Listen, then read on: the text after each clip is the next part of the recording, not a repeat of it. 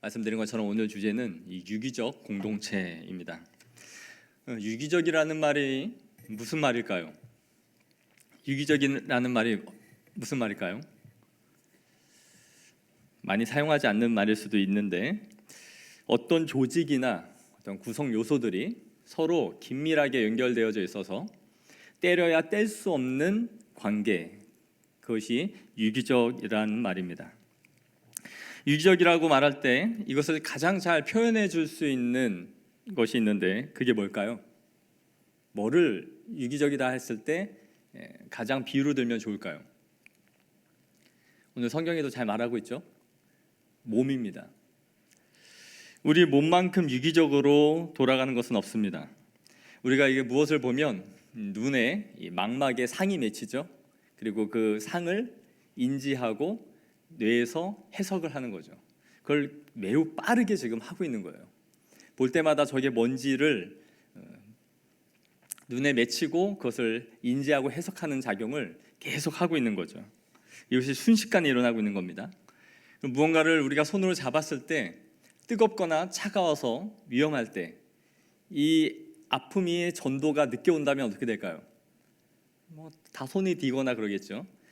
이것이 몸에 뉴런이라고 하는 세포가 손에서 손으로 이 각 세포들을 빠르게 시신경을 또 우리의 감각을 전달시켜 주는 거예요.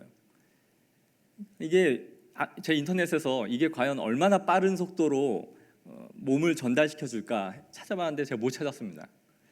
그렇지만 우리의 감각을 이 뉴런이 다 연결되어져 있어서 계속 감각을 인지시키고 그것을 판단하게 해준다라는 것이죠. 또 하나는 이 삼투압이라고 들어보셨습니까? 좀 어려운 말일 수 있는데 우리가 발바닥에서 피를 뽑으나 손에서 피를 뽑으나 우리 몸 안에 있는 농도, 염분이든지 당이든지 그것이 똑같을까요? 발이랑 손이랑 다를까요? 모르시죠? 똑같습니다. 그것이 다르면 문제가 생기죠. 우리의 몸은 높은 쪽에서 낮은 쪽으로 흘려보내게 돼 있어요. 그래서 우리의 혈관 피가 그걸 돌면서 고르게 맞추는 거죠. 우리가 음식물을 섭취하고 당분이 들어왔을 때도 그것이 한쪽에만 모여 있는 것이 아니라 몸에 퍼질 수 있도록 하는 게 이 삼투압이에요. 이것이 유기적으로 지금 우리의 몸 안에서 이루어지고 있기 때문에 우리가 지금 생활을 할 수 있는 것입니다. 그럼 이 유기적이라는 말의 반대는 어떤 말이 있을까요? 기계적이라고 할 수 있겠죠. 기계적이라고 할 때 생각나는 단체가 있습니까? 군대라고 할 수 있을 거예요. 군대는 조직적으로 또 기계적으로 돌아갑니다. 그래서 아주 수동적이죠. 그래서 군대의 조직을 구성할 때는 뭐를 기준으로 해요? 수로 단위를 구성하죠. 그래서 분대면 분대, 중대, 대대, 연대, 사단 이런 식으로 그거를 구분하는 것은 각 사람의 어떤 기질이나 어떤 환경이나 성격에 따라서 고르게 배치하는 것이 아니라 수의 단위를 가지고 배치를 합니다. 그러한 이유는 국가 유사시행 상명 하복에 따라서 일사불란하게 작전을 수행하기 위해서죠. 그래서 여기는 몇 명 정도가 필요하다라고 해서 전투 병력을 배치를 하는 것이죠. 그렇다면 우리 이 교회는 몸에 가까운 것일까요? 군대에 가까운 것일까요? 어디에 더 가까운 공동체일까요? 몸이죠. 바울은 오늘 교회를 그렇게 설명해 주고 있습니다. 몸은 하나이나 지체는 여러 가지여서 발이나 손이나 귀의 역할을 할 수 있지만 모두 몸이라는 것에 붙여져 있는 한 지체로서 우리가 존재하고 있다라는 것이죠. 바울은 에베소서 6장에 전신갑주를 취하라라고 말해요. 이 전신갑주를 취하라라고 말을 할 때에 그가 머릿속에 그리고 있는 이미지는 로마 군사였어요. 로마 군사를 보면서 우리의 영적인 상태가 그러해야 한다라고 말해요. 즉 우리 한 사람 한 사람의 영적인 상태가 무장된 군인처럼 되어야 된다라고 말을 하죠. 그런데 교회라는 이미지를 말하는 데 있어서는 군대라는 조직을 사용하지 않아요. 비유를. 개개인 한 사람의 영적 상태는 군대와 같아야 된다라고 말을 하지만, 교회라는 공동체를 설명하면서 고린도전서 12장에 오늘 바울은 무엇을 비유로 사용합니까? 명절 스트레스 때문에 전혀 이해를 안 하시는 건가요? 고린도전서 12장은 뭘 비유로 사용하죠? 몸이죠. 그러니까 교회의 전체 소그룹, 우리의 작은 교회인 소그룹, 교회의 공동체를 설명할 때는 몸이라는 비유를 쓰지 군대라는 말을 쓰지는 않습니다. 그런데 우리는 가끔 보면 큰 착각을 해요. 목회자로서 사역을 하다 보면 일 중심으로 될 때가 많아요. 정해진 어떤 일을 빠르게 수행해 가기를 원하는 것이죠.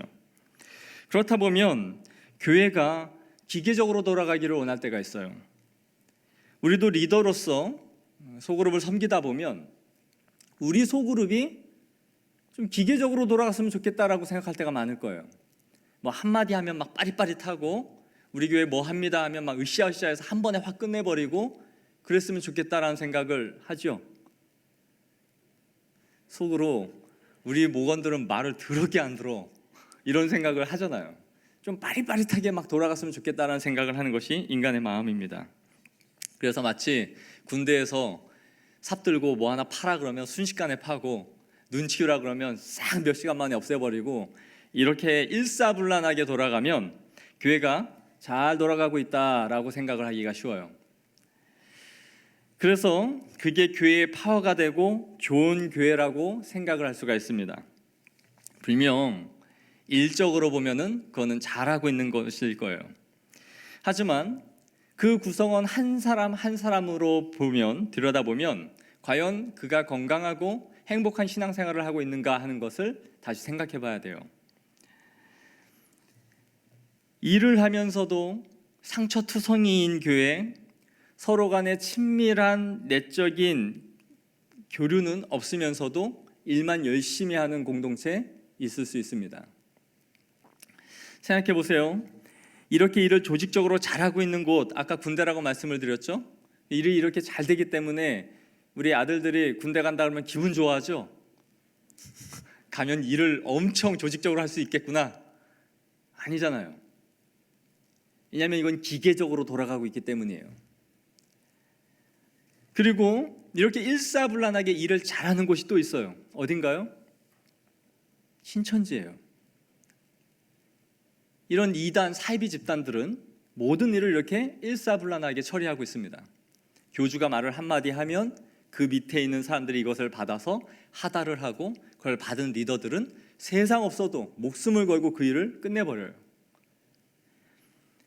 정말 자신이 이 일을 완수하고 그것을 인정받는 것에 목숨을 걸고 일을 하고 있는 집단들인 것이죠. 그러나 외부에 있는 사람들이 이러한 공동체를 보면서 이 조직은, 이 공동체는 참 건강하고 행복한 곳이야 라고 생각할까요? 자기들은 그렇게 생각할 수 있겠죠. 무언가에 속고 어딘가에 빠져 있으니까. 그러나 어떤 조직, 어떤 사람들도 그러한 조직을 보면서 이건 건강하고 잘 돌아가고 있는 유기적인 곳이야 라고는 말하지 않을 거예요. 그건 기계적으로 돌아가고 있는 것이죠. 이런 기계적인 접근을 이 교회 안에 접목했던 기관이 있었습니다. 그래서 사람들의 이목을 끌기도 했고, 또 그들의 말이 어느 정도 맞는 것도 있었지만 보수적인 교회에서 많은 비판을 받았었죠. 그게 바로 교회 성장 연구소였습니다. 이들의 사고는 교회도 사람들로 구성된 하나의 조직체로 본 것이었어요. 그래서 리서치를 통해서 수없이 많은 개척교회들, 중형교회들을 리서치한 거죠. 이들이 연구한 결과 이들은 이런 결론을 내렸습니다. 개척교회들을 몇 년을 버티면 몇 명이 모이고 3년에서 5년 버티면 몇 명이 모인다. 그리고 그러다 보면 자생을 하게 되는 자생력이 생기고, 또 몇 년이 지나면 안정기에 들어선다. 그리고 다시 몇 년이 지나면 교회가 쇠퇴기에 들어선다.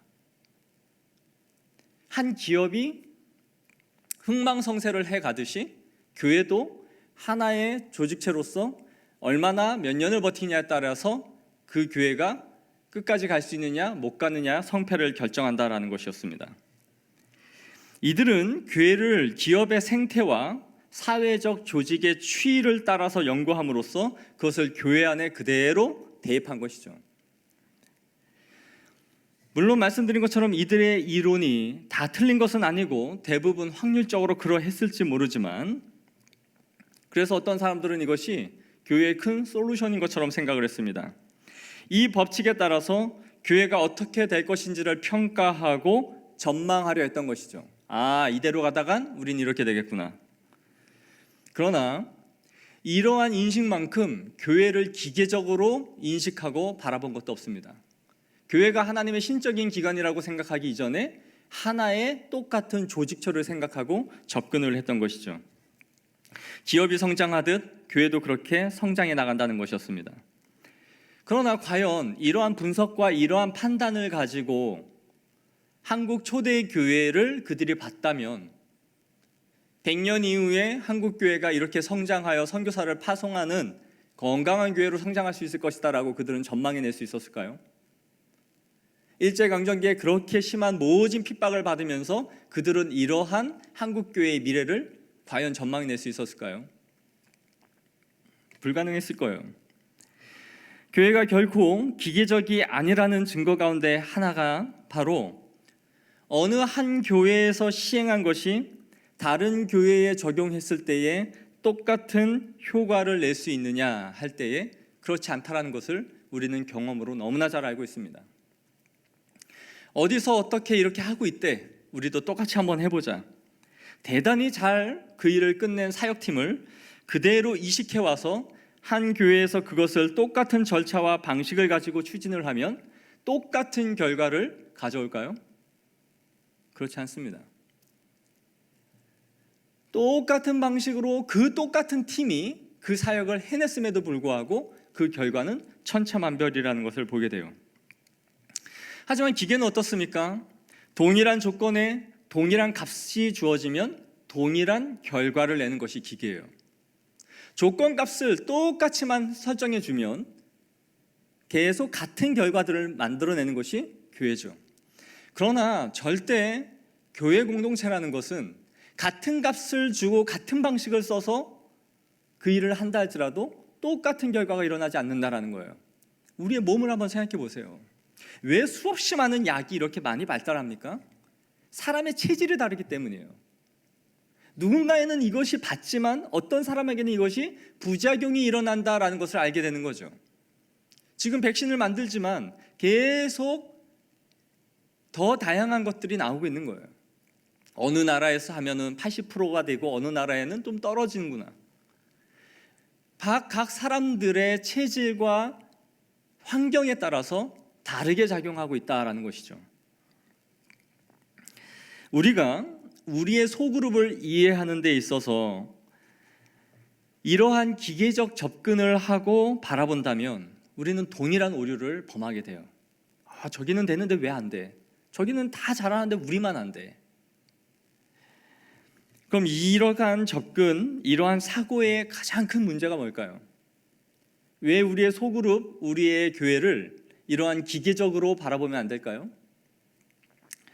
그것은 이러한 접근이 성령의 역동성을 훼손하기 때문입니다.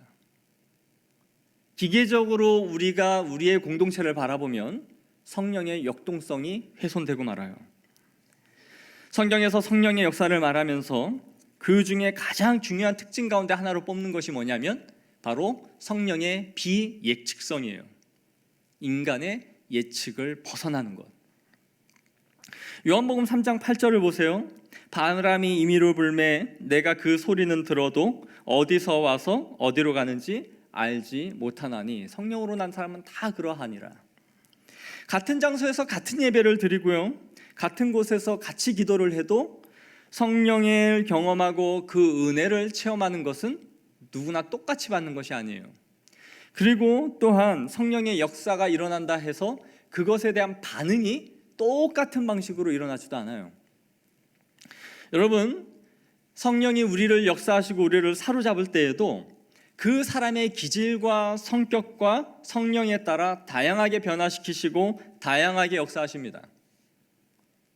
저는 바울을 보면 그런 것 같아요. 그가 다메섹 도상에 변화를 받아 새 사람이 되었는데 그는 아주 열정적으로 사역을 하죠. 돌로 침을 당해도 강도를 만나는 파선의 위험과 태장으로 맞는 고통 속에서도 줄기차게 걸어가요. 그러나 그가 회심 후에 어떤 인간이었는지 한번 보세요. 혈기가 등등하여 예수 믿는 사람들을 잡아다가 가두려고 하는 열심이 대단한 사람이었어요.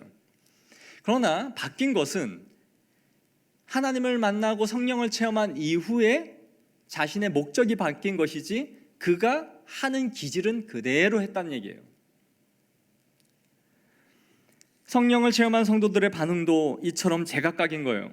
성령을 경험해도 기질과 성향 안에서 우리는 하나님을 경험한다라는 것이죠. 그러므로 우리는 넓게는 이 교회를 이해하고 좁게는 이 작은 교회를 할 수 있는 이 소그룹을 이해하는 데 있어서 가장 중요한 것은 바로 소그룹 안의 통일성과 이 다양성을 함께 인식하는 거예요. 교회의 통일성과 다양성을 우리가 이해해야 된다는 것이죠. 그럼 첫째, 이 교회는 반드시 통일성이 있어야 됩니다.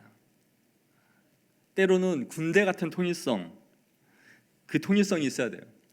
이 통일성의 근거가 어디에 있을까요?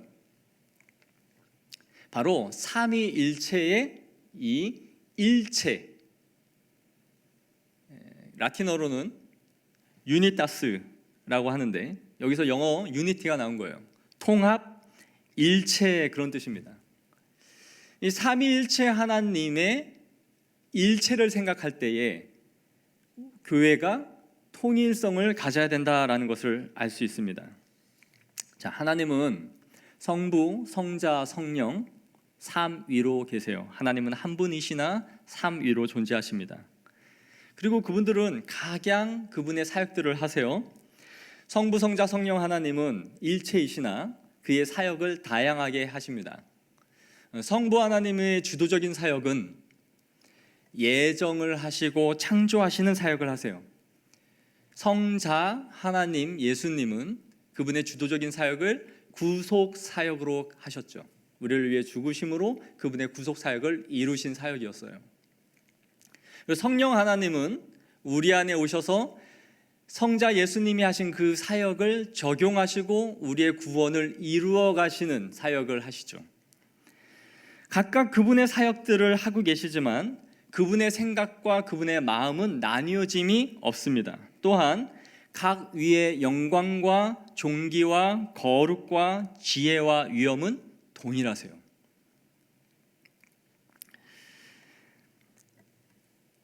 더 자세한 내용은 교리대 하실 때 잘 배우시고, 그러나 삼위일체의 이 일체로 계시다라는 것은 그분 이 삼위 하나님이 각자의 사역을 하시면서도 그분의 생각과 마음이 절대 나뉘어짐이 없다라는 거예요. 일체로 역사하신다라는 거죠. 마찬가지로 교회도 우리가 각자 맡은 일은 다르고 다양한 사역들을 하고 있지만 그 안에서 하나의 통일성을 갖고 있는 거예요. 무엇이냐면 바로 한 분 하나님을 고백하는 것과 그 사역의 목적이 하나님의 영광을 위하여 우리가 하고 있다라는 이 전체적인 통일성을 갖고 가고 있는 것이죠. 우리의 봉사의 위치는 다를 수 있어요. 그러나 교회는 이 목적을 향해서는 통일성을 갖고 있다라는 것이죠. 그런 의미에서 교회는 반드시 통일성이 있어야 됩니다. 그렇다면 교회는 또 하나 다양성을 갖고 있어야 돼요. 그 다양성의 근거가 어디 있을까요? 삼위일체의 삼위에 있는 거예요.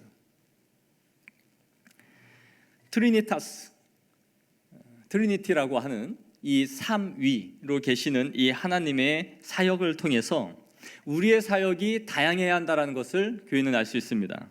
성부, 성자, 성령 하나님은 일체로 계시지만 말씀드린 것처럼 그분은 각각 삼위의 사역이 주도적으로 구분되어져 있다라고 말씀을 드렸어요. 하나님은 한 분이시지만 그분의 사역을 다양하게 해 나가신다. 이것을 어려운 말로 우리는 존재론적 삼위일체 그리고 경륜적 삼위일체라고 하는 거예요. 하나님의 존재에 있어서는 일체이시다. 한 분이시다. 그러나 하나님이 하시는 사역에 있어서 경륜에 있어서는 나뉘어져 있다. 구분되어져 있다. 그래서 이걸 경륜적 삼위일체다라고 말하는 거예요. 어려운 말이 아니죠. 존재에서는 한 분이시다. 삼위일체다. 또 하시는 일에 있어서는 다양한 사역을 하심으로 경륜적으로는 구분되어져 있다. 경륜적 삼위일체다라고 말하는 거예요. 자, 하나님은 우리를 구속하시기 위해서 아까 예정을 하셨어요. 예정하시고 그분은 아들을 우리에게 보내주십니다. 그리고 성자는 이 일을 우리에게 이루시죠. 그리고 성령은 우리에게 오셔서 우리의 마음을 변화시키시고 하나님의 백성으로 만들어 이끌어 가십니다. 우리를 부르시는 과정은 각각 다양할지 모르지만 구속하신다라는 최종적인 목적을 향해 걸어가는 데 있어서는 동일한 목적을 가지고 삼위일체 하나님이 우리 가운데 역사하고 계신 거예요. 그러면서도 이분들의 사역은 나뉘어지지 않고 가장 아름다운 하모니를 이루어가면서 하나님 나라를 이루어가시는 것이 이 삼위일체 하나님의 사역이에요. 우리가 이 삼위일체를 이해하는 것은 우리의 신앙에서 매우 하나님의 역사를 다이나믹하게 인식하게 해줘요. 편중되지 않게 이 하나님이 얼마나 아름답게 일들을 이루어 가시는지를 깊이 이해하게 되고 그것을 바탕으로 우리의 교회와 소그룹을 이해하게 해주는 근거가 됩니다. 그러므로 우리의 소그룹을 이해하는 데 있어서 이 삼위 하나님의 존재와 사역을 통해서 우리는 유기적인 공동체의 모습을 잘 인식할 수 있습니다. 삼위 하나님이 일체로 계시면서도 유기적으로 서로 역사하시고 그러면서도 하나의 공통적인 목적을 향해 이루어 가시듯이, 즉 우리의 소그룹은 하나의 목표를 향해 가면서도 매우 다양한 공동체로 존재할 수 있다. 그것이 이 중요한 기초인 거예요.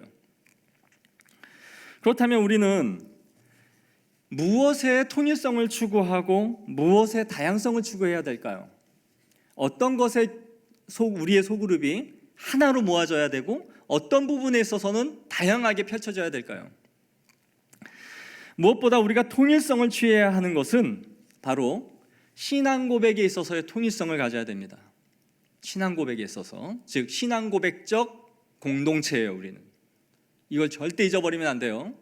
우리는 신앙 고백적 공동체입니다. 신앙 고백이라 함은 우리의 교리에 있어서의 일치예요. 만약에 소그룹을 하는데 예수 그리스도에 대한 이해와 구원에 대한 부분에 있어서 일치가 되지 않는 다른 생각을 가진 사람이 오면 교제가 잘 이루어지지 않습니다. 여기에서 우리는 가장 큰 이질감을 느끼게 돼요. 다른 신앙이다 라는 생각을 갖게 되는 거죠. 소그룹은 신앙 고백에 일치가 되지 않는 사람들을 수용하는 공동체가 아닙니다. 믿음이 연약하여 그것을 받아들이지 못하는 사람들을 배척해야 된다는 의미가 절대 아니에요. 여기서 말하는 것은 믿음이 연약하여 받아들이지 못하는 사람들을 수용하지 말라는 의미가 아니라 자신의 다른 믿음, 다른 신앙생활, 다른 신앙 고백을 하고 있는 사람들을 포용하는 공동체가 아니다라는 뜻이에요. 가령 예수님만을 믿지 않아도 구원을 받을 수 있는 것 아니냐, 교회는 너무 독단적이다, 예수님 외에도 다른 신앙과 종교를 우리가 다 인정해야 된다라고 말하는 사람이 있다면 우리는 경계해야 됩니다. 또 예수님의 하나님 아들 되심을 부인하는 사람, 부활에 대한 우리의 신앙에 대해서 불신하는 사람, 즉 근본적인 우리의 신앙의 고백, 이 틀을 흔들거나 부인하는 사람이 우리 가운데 있다면 여러분들은 여러분의 선에서 해결해야 되고, 안 된다면 지역장에게 또 목회자에게 이걸 반드시 말해줘야 돼요. 그래서 여러분 안에 그러한 사람들이 있어서 신앙이 연약한 사람들의 믿음의 근간을 흔드는 일이 없도록 해줘야 되는 거예요. 우리가 고백하고 있는 이 근본적인 신앙의 틀을 흔들고 다른 이론을 계속 주장하는 사람들은 우리의 소그룹을 흔듭니다. 이 세상 살다 보면 이런 사람도 있지 저런 사람도 있고요. 뭐 그거 하나 다르다고 그렇게 우리가 경계를 해야 됩니까? 도리어 이런 사람들이 우리의 어린 연약한 성도들을 현혹되게 하고 소그룹을 분쟁으로 이끌어갑니다. 리더의 말에 계속해서 딴지를 걸게 만들고 목회자의 가르침에 계속해서 의문을 제기하게 만들어요. 우리가 갖고 있는 이 소그룹은 우리가 믿는 신앙을 서로 나눔을 통하여 복돋워 주는 그룹이지, 논쟁을 하거나 서로의 신학적 논쟁을 하고 자신의 주장을 펴는 그룹이 아닙니다. 그걸 반드시 인식하셔야 돼요.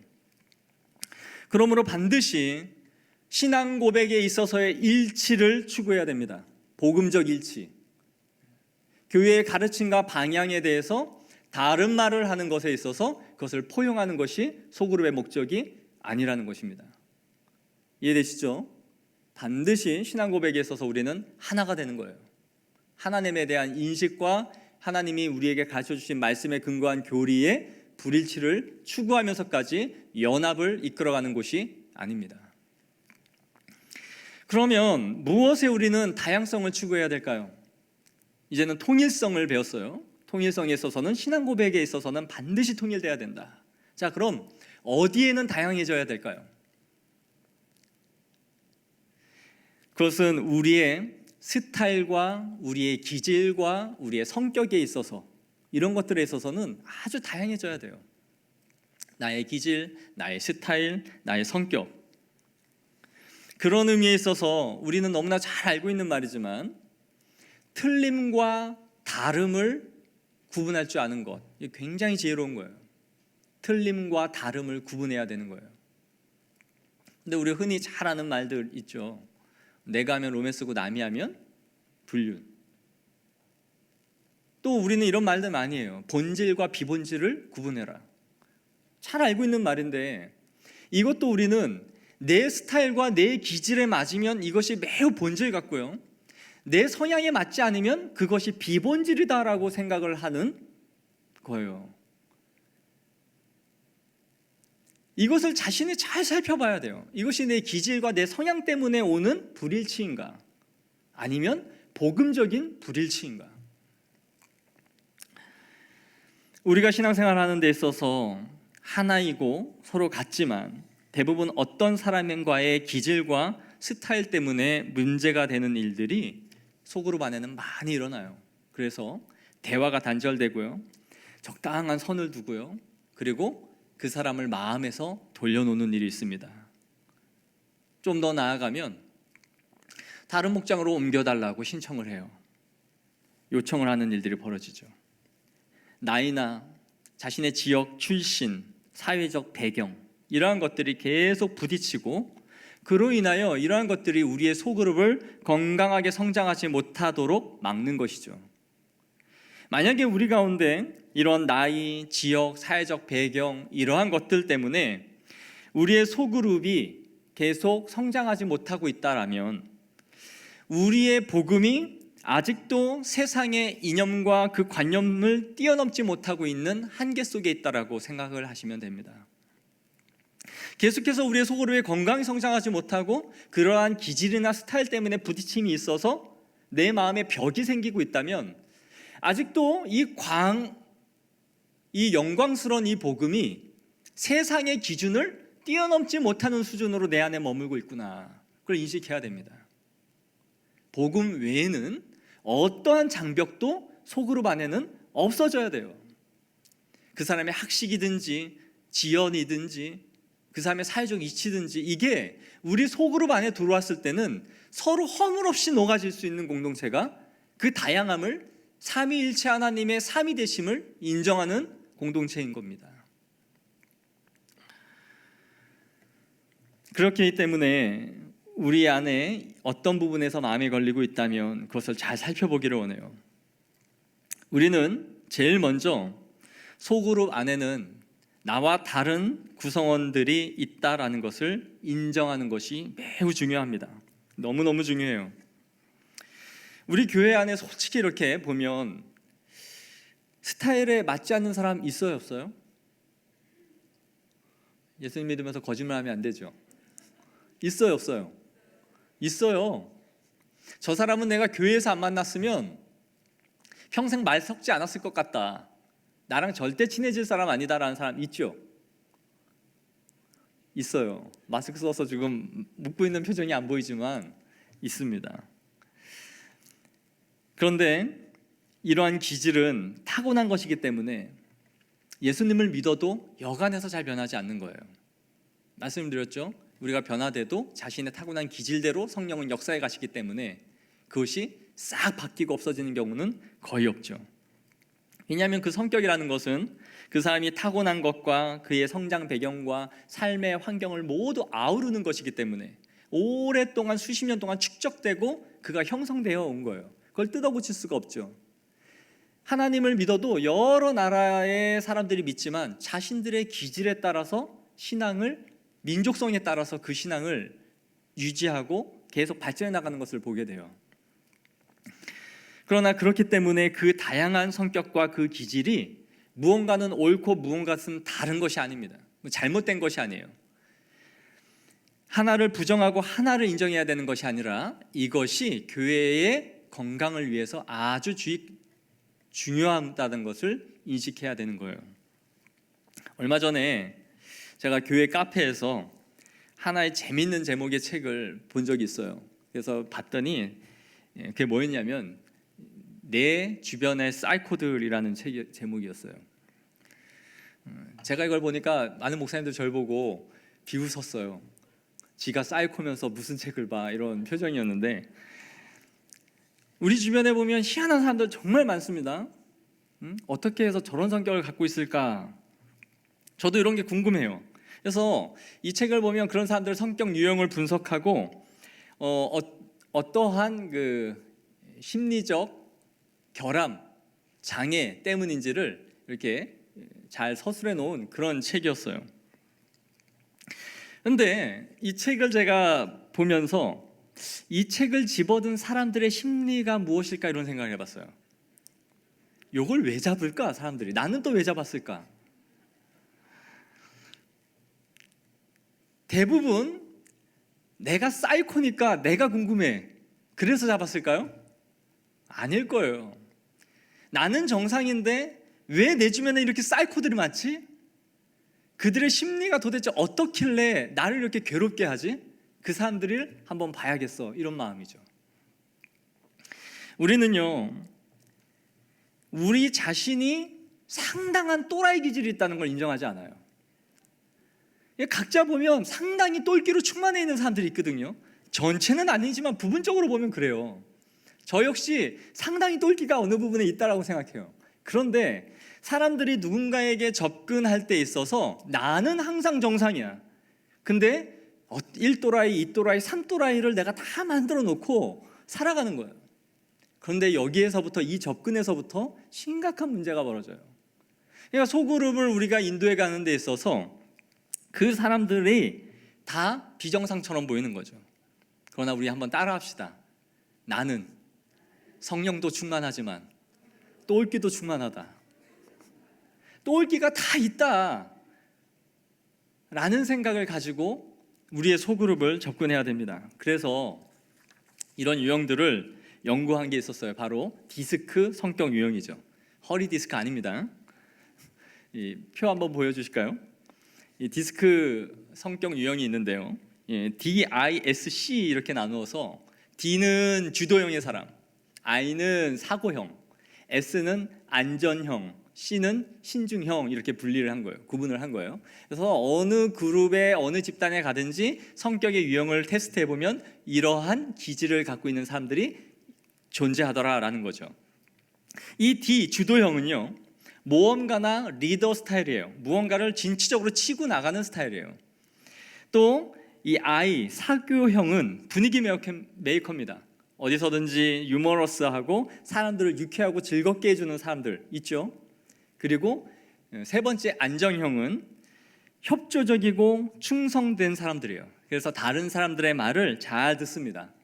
그리고 변화보다는 현재의 이 상황을 고수하고 유지하는 것을 즐겨하는 사람들이에요. 마지막으로 신중형의 사람도 있어요. 이런 사람들은 분석적이고 체계적이고 완벽함을 추구하는 사람들이에요. 내려주세요. 근데 우리 안에는 이러한 성향만 있는 것이 아니라 사실 이게 다 섞여 있어요. 한 사람 안에는. 그런데 주도적으로 발휘하는 기질이 주도하고 있는 성격이 있다라는 그런 의미죠. 뭐가 좋냐 할 때에 뭐가 나쁘냐 좋냐의 문제가 아니라 장단점이 있다라는 것을 말하고 있는 것입니다. 예를 들어 볼까요? 소그룹 안에 뭘 하라고 하면 저요 하는 사람 있나요? 그 연말 되면 각 그 모임 선교 모여가지고 회장 뽑자 그러면 저요 해요? 안 하죠. 다 눈치만 보고 있습니다. 그리고 누가 말을 하면 그 사람이 독박을 써요. 말했어? 그럼 네가 해. 그러니까 아예 입을 다물고 있는 거예요. 그런데 그럼에도 이럴 때 주도형의 사람이 나서서 한번 해보자, 빨리 해보자라고 문을 떼고 치고 나가는 거죠. 그리고 그 일을 하자라고 하면 신중형의 사람들이 그 일을 분석하고 체계화시켜서 그 일이 될 수 있도록 구체화시키는 사람들이 이 신중형의 사람들이에요. 즉 주도형은 일을 막 벌릴 수는 있지만 그거에 대해서 체계는 없어요. 하자라는 추진력만 갖고 있는 거죠. 그러니까 이 주도형과 신중형이 만나면 뭐가 잘 될까요? 일이 잘 됩니다. 한 사람은 벌리고 한 사람은 체계화하고 조직화해서 그것을 끌고 나가니까요. 근데 주도형과 신중형만 모이면 어떻게 될까요? 싸움 나요. 분위기가 아주 삭막해집니다. 그러면 거기에 누가 필요해요? 사교형들이 있어야 돼요. 깔깔깔깔거리는 사람들. 그래서 윤활유와 같이 기름과 같이 그 두 관계를 잘 이어가는 거예요. 김장 담그면 항상 싸우잖아요. 심심해 그러면은 야 소금을 넣어야 돼. 아니 간장을 넣어야 돼. 아니 젖을 넣어야 돼. 그러면서 뭐라 하죠. 그러면 그때 사교형이 조금씩 다 넣어. 그래서 절충안을 만들어서 김치를 만들어내는 거예요. 그러나 여기에서 또 누가 있어요? 안정형들은 뭘 해요? 돌아가는 상황과 분위기를 보고 대세에 편승해요. 그래서 뭐 이렇게 가는구나. 그러면 그 일에 협조적으로 따라가는 사람들이에요. 그래서 주도형만 있다고 하면 그 그룹은 삭막하고 살벌해집니다. 또 사교형만 모이면 어떨까요? 놀자판이에요. 그냥 모여서 깔깔거리고 얘기만 하고 담소나 나누지 어떤 일은 아무것도 돌아가지 않는 것이죠. 안전형만 모이면 어떨까요? 현재의 상황에서 더 나은 것을 만들어내지 않아요. 현재에 있는 것을 유지하려 하는 사람들인 거죠. 마찬가지로 신중형만 모이면 어때요? 세부적인 일 하나에 집착을 해서 따지기만 합니다. 요거는 돈의 액수가 얼마가 틀렸고 요거는 뭐가 잘못됐고 그러면서 계속 작은 일에 세심하게 신경을 쓰면서 일이 진행되지 않는 것이죠. 그러니까 모든 사람들이 잘 아우러지고 자신이 못 보는 것을 볼 수 있는 그룹, 다양한 사람들이 존재하고 있는 그 그룹이 건강한 그룹이에요. 이러한 다양한 성격이 소그룹 내에서 나와 맞지 않는 사람이라는 것으로 결론을 내는 것이 아니라 우리의 또 나의 단점을 보완해 줄 수 있는 그 사람이 내 옆에 있다라고 인식을 해야 되는 것이죠. 그러므로 우리는 상대방의 은사를 존중할 줄 알아야 됩니다. 하나님이 우리에게 가장 다양한 은사를 주셨다고 오늘 본문은 우리에게 말씀해요. 12장 4절에서 6절 말씀입니다. 우리 한번 다 같이 읽겠습니다. 시작. 은사는 여러 가지나 성령은 같고 직분은 여러 가지나 주는 같으며 또 사역은 여러 가지나 모든 것을 모든 사람 가운데서 이루시는 하나님은 같으니 이렇게 다양하게 주셨음을 말씀해요. 그러면서 7절에 이렇게 말씀하죠. 이렇게 각 사람에게 나타내심은 뭐하게 하려 합니다? 유익하게 하려 하심이라 말씀하는 것이죠. 그래서 어떤 사람에겐 지혜의 말씀을, 어떤 사람에겐 지식의 말씀을, 병 고침을, 이러한 믿음의 은사를 등등 우리에게 다양하게 교회 안에 주셨음을 바울이 말씀하고 있는 것입니다. 그렇다면 이 은사 중에 좋은 은사가 있고 좋지 않은 은사가 있을까요? 우린 쉽게 없어요 라고 말할 거예요. 하나님이 주신 은사에 좋고 나쁨이 어디 있습니까? 그러나 더 좋은 은사와 덜 좋은 은사는 있을까요? 하면 그런 것 같아라는 생각을 하실 거예요. 본문에 있으니까 한번 비교해 볼게요. 병 고치는 은사와 믿음의 은사가 있다 했는데 뭐가 더 좋아 보여요? 뭐가 더 유용해 보입니까? 병 고치는 거잖아요. 기도하고 해주면 누군가가 낫고 회복된다면 그것이 더 유용해 보이죠. 그러나 믿음의 은사는 눈에 보이지 않아요. 내 믿음이 얼마나 컸는지, 내 믿음이 어떻게 발휘가 되는지 그 눈에 보이는 은사 아니죠. 교회 안에도 피아노 잘 치는 사람이 있을 수 있고요, 노래를 잘하는 사람이 있을 수 있고요, 누군가는 언어적 능력이 탁월한 사람이 있을 수 있어요. 그런데 우리는 이러한 것을 보면서 좀 더 드러나고 좀 더 교회에 인정받고 설 수 있는 위치가 많은 은사들을 부러워하고 그것 안에서 우위를 점하고자 하는 것이죠. 그리고 그것을 상대적으로 비교해요. 그렇다 보니 우열과 열등이, 이 열등함과 우월감이 교회 안에 생겨버리고 마는 것이죠. 이래서 문제가 된 교회가 있습니다. 어디죠? 고린도 교회예요. 가장 다양한 은사들을 하나님께서 교회 안에 주셨음에도 불구하고 이들은 그 은사를 가지고 서로 우열을 따졌던 거예요. 사실 이러한 비교는 너 왼팔 하나 없는 게 낫냐, 왼다리 하나 없는 게 낫냐라고 묻는 것과 다르지 않아요. 너 왼팔 하나 없이 살래, 왼다리 하나 없이 살래? 뭘 선택하시겠어요? 그걸 갖고 곰곰이 생각해 보시겠어요? 상식적으로 이렇게 생각할 수 있죠. 콩팥은 2개고요, 몸이 1000냥이면 간이 900냥이랍니다. 간이 제일 중요하다는 얘기죠. 콩팥은 2개니까 잘라서 누구 하나 더 줄 수 있잖아요. 이런 억지 주장을 펴는 분들 없길 바랍니다.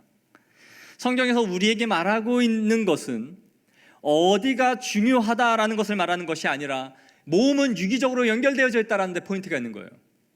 몸은 유기적으로 연결되어 있기 때문에 한 곳만 건강하다 해서 너희 몸이 건강하다라고 말할 수 있겠느냐? 한 곳만 몸이 비대해졌다 해서 그것이 건강하냐라는 거예요.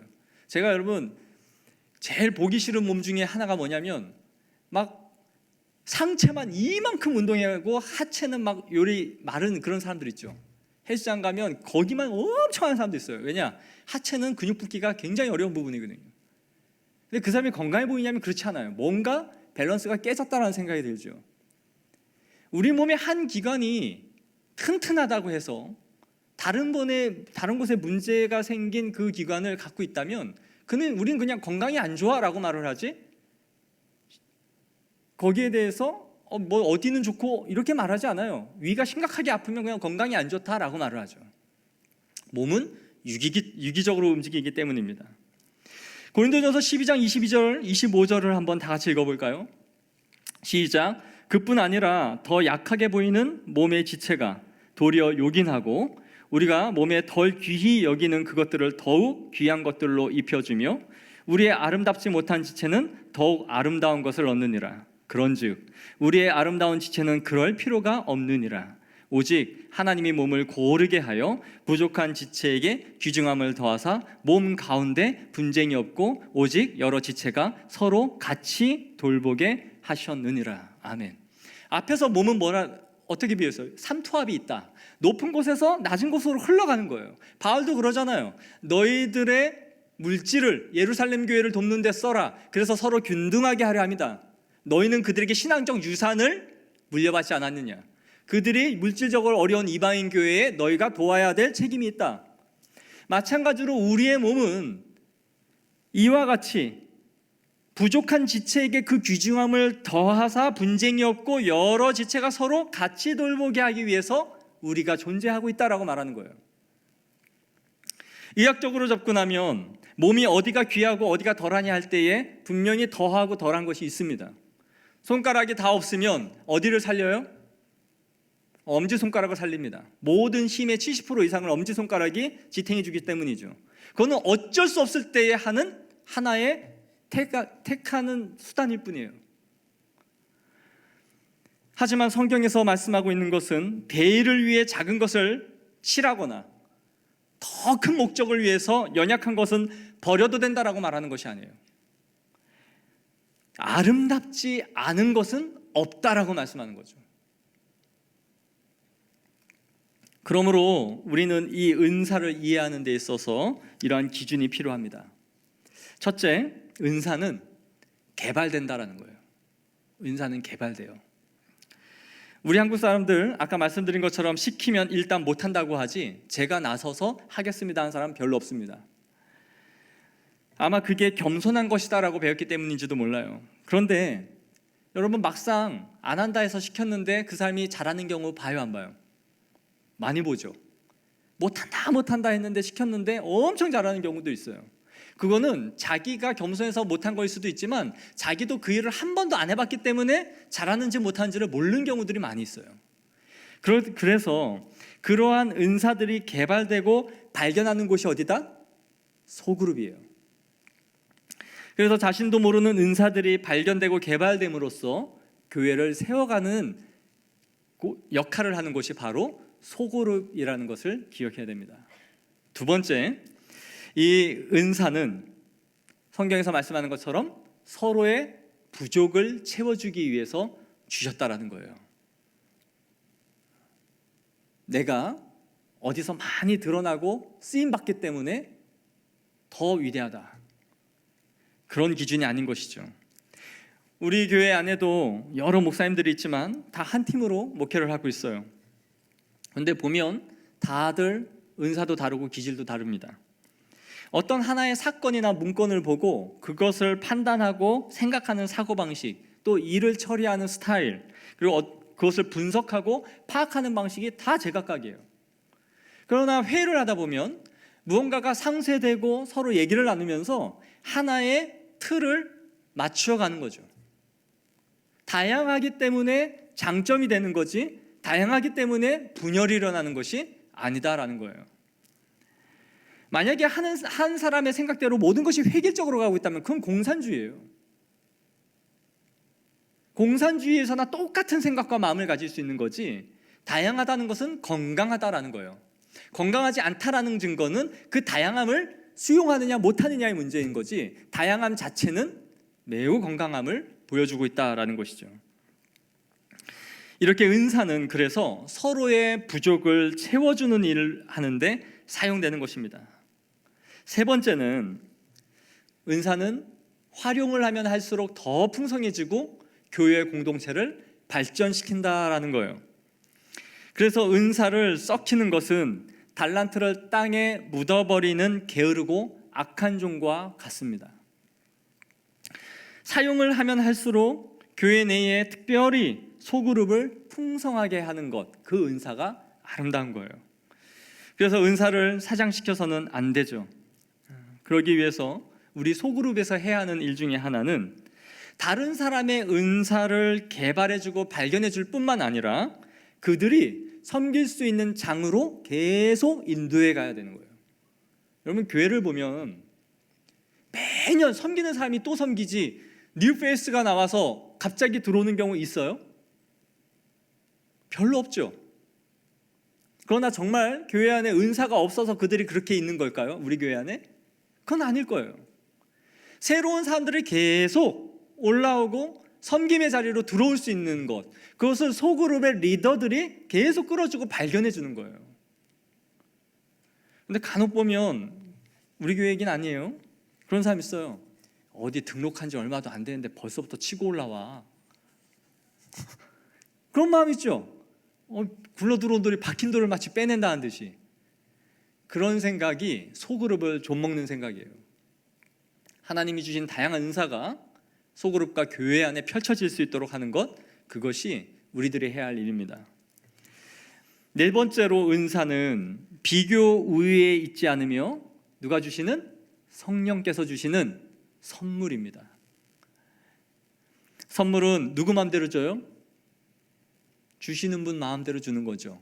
내가 뭘 받고 싶다고 해서 받는 건 아니에요. 물론 요즘에 선물 받을 때 너 뭐 갖고 싶어 해가지고 뭐 돈을 모아서 그걸 사주기도 하고 합니다. 그러나 성령께서 주시는 선물은 하나님의 주권대로, 하나님의 방식대로, 하나님의 때에 합당하게 그 사람의 믿음의 분량에 맞게 주시는 거예요. 하나님이 주시는 선물인 것이죠.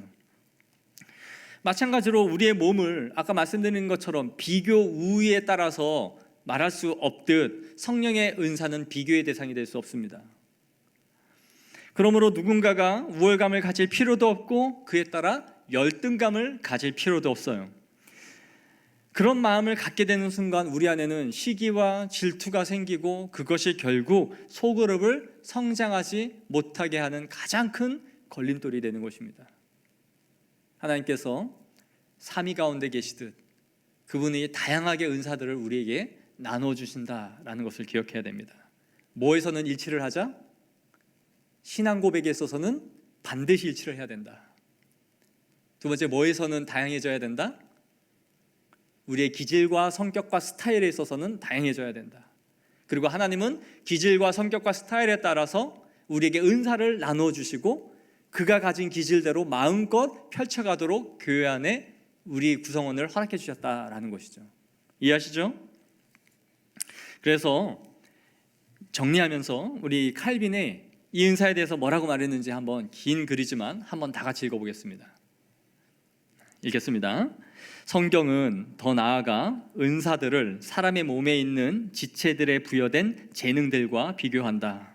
어떤 지체도 자기를 위해 재능을 지닌 것이 아니다. 각 지체의 재능은 사사로운 목적으로 사용되지 않고 함께 있는 다른 지체 모두에게 퍼져간다. 각 지체가 자기의 재능을 사용하여 스스로 유익을 얻게 되는 경우는 그것이 전체 몸의 공통적인 효용에 기여했을 때뿐이다. 마찬가지로 경건한 사람이 할 수 있는 일은 무엇이든지 형제를 위하여 할 만한 가치가 있는 것이어야 한다. 진정 자기를 위하고자 한다면 교회를 공적으로 세우는 것 외에는 마음을 두지 말아야 한다.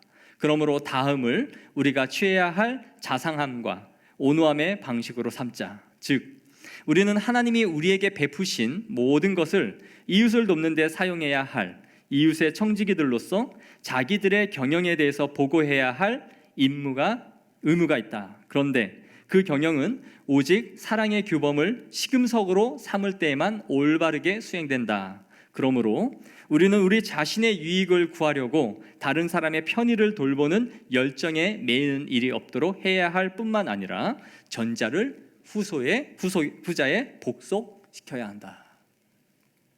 즉 교회의 유익을 위하여 우리의 은사를 사용해야 한다라는 얘기예요. 이제 말씀을 정리하고자 해요. 유기적이라고 할 때에 그것을 잘 표현하고 있는 것은 성경이 말씀하고 있는 이 몸입니다. 그걸 가장 잘 느낄 때가 언제냐면 우리가 건강할 때 잘 못 느껴요. 건강을 잃어버리고 나서 건강의 소중함을 느끼죠. 여러분 우리 손에 작은 가시 하나가 박혀 보세요. 뭐 이까지 끝에 박힌 거니까 아무렇지 않아. 그런가요? 아니죠. 찔리면 온 신경이 여기에 다 몰릴 때, 따끔할 때. 그리고 계속 두면 이게 깊이 들어가 염증이 생겨서 더 병이 커져버리죠. 상처의 부위가 닿을 때마다 온 신경이 쏠리고 아프듯이 우리의 몸이 그렇게 연결되어져 있기 때문입니다. 제가 대학 다닐 때 자전거를 타다가 학교 언덕이 있었는데 거기를 브레이크를 안 잡고 쭉 타고 내려가다가요 한 10m 앞에서 잡는 게 제 이걸 특기라고 해야 될지 특기가 아닌데 그냥 그 스릴을 좀 즐겼어요. 근데 어느 날 실수로 제가 자전거를 타다가 넘어져서 세 바퀴를 굴렀습니다. 그때 왼쪽 무릎의 슬개골이 세 조각이 나고 박살이 났어요.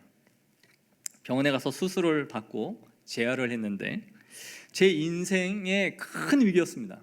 가장 큰 위기였어요. 왜요? 제가 앞으로 다리를 절게 되느냐 절지 않게 되느냐, 장애가 오느냐 하는 이러한 기로였던 거예요.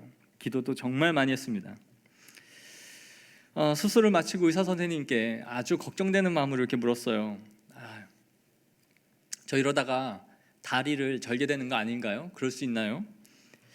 의사 선생님이래요. 뭐 사람 몸이라는 건 100% 완쾌라는 건 없으니까 뭐 80%, 90%될 수도 있고 뭐 안 되면은 뭐 좀 저럴 수도 있겠죠. 제 나이가 그 당시 한 26살 정도였어요. 제 인생의 구말리였습니다. 결혼도 안 했는데 아주 시크하게 말을 해요. 그러다가 이 무릎을 이렇게 가로로 찢어서 수술을 했으니까 재활을 빨리 해보려고 하다가 살이 아물기 전에 너무 열심히 재활을 해가지고 이 살이 벌어지는 거예요. 의사 선생님이 멈추래요. 지금 염증이 생길 수 있으니까. 이거 어떻게 해요? 막 하얀 막 고름 같은 게 보여서 이거 어떻게 해요? 그랬더니 또 이래요. 뭐 다시 수술하면 되죠, 뭐. 와, 제가 뭐라 했는지 아세요? 그때 이 치기가 올라와가지고 정한되면 자르죠, 뭐 그랬어요. 이 의사의 얼굴 표정이요, 이 사람을 보는 표정이 아니에요. 그냥 나무 토막 보는 것 같아요. 이 의사들이 환자를 너무 많이 보다 보니까 마음이 무뎌지는 것 같아요. 피도 많이 보고 수술도 많이 하고 저보다 더 심한 사람도 많이 봤겠죠. 그 염증 생기지 말라고 일주일에 한 번씩 소독하잖아요. 그러면 그거 불면서 얼마나 따가워요. 그거 해줘요? 아니에요. 막 쑤셔요. 그냥 막 그래도 막 쑤셔요. 그리고 뚜껑 닫아버려요. 와, 진짜 마음에 죽이고 싶었어요. 네 다리 아니라고 진짜 이래도 되는 거냐? 네, 가끔 여자 간호사 중에서는 아프죠 하면서 불면서 그걸 찍어주는 사람이 있어요. 제가 아마 잘생겨서 그랬겠죠? 저도 아는데 이래서 여자가 낫구나. 제가 말씀드리고 싶은 건 이겁니다. 우리 지체 중에 누군가가 아프고 부족하면 그것 때문에 우리가 몸이 아파서 병원 가고 그러면 그 아픈 것 때문에 확 잘라버려. 손가락이 맨날 아파. 허리 이거 맨날 땡겨. 근육 뜯어내. 그런 사람 있어요? 없죠. 기계에 손가락 하나가 들어가도 그 손가락 하나를 찾아가지고 봉합하기 위해서 병원으로 가고 뛰는 게 우리예요. 그래서 그 신경을 연결해서 어떻게든 붙이려고 하는 거죠. 그게 우리가 몸을 대하는 자세예요. 근데 우리가 쉽게 우리의 상황과 형편, 기질에 안 맞는다고 그걸 막 재단하고 잘라가지고 한 사람을 그냥 카테고리화 규정시켜버리고 그런 사람은 그냥 그런 사람이야 라고 하는 건 굉장한 교만이에요. 이러한 지체의식이 우리에게 있어야 돼요. 의사가 제 몸을 볼 때에 저럴 수도 있죠. 그게 말이 됩니까? 자기가 그럴 능력이 없어도 최대한 후유증 없이 해봐야죠. 그게 제 임무인데 라고 말하면 마음의 위로라도 주겠죠. 우리가 소그룹을 인도하는데 분명히 안 맞는 사람이 있을 거예요. 그러나 그것이 신앙에서 벗어나는 것이 아니라면 그 마음을 가지고 함께 걸어가는 공동체가 되기를 간절히 원합니다. 유기적 공동체란 바로 그런 거예요. 서로 연결되어져 있는 거죠. 마지막으로 골로새서 2장 19절을 말씀드리고 마치겠습니다. 온 몸이 머리로 말미암아 다리와 힘줄의 공급함을 받고 연합하여 하나님이 자라게 하심으로 자라느니라. 아멘. 우리는 모두 하나님과 연결되어져 있어요. 그리고 우리 서로 각자가 연결되어져 있습니다. 그리하여 주님으로부터 공급받고 함께 자라가는 거룩하고 아름다운 우리 공동체 소그룹이 되어지기를 간절히 축복합니다.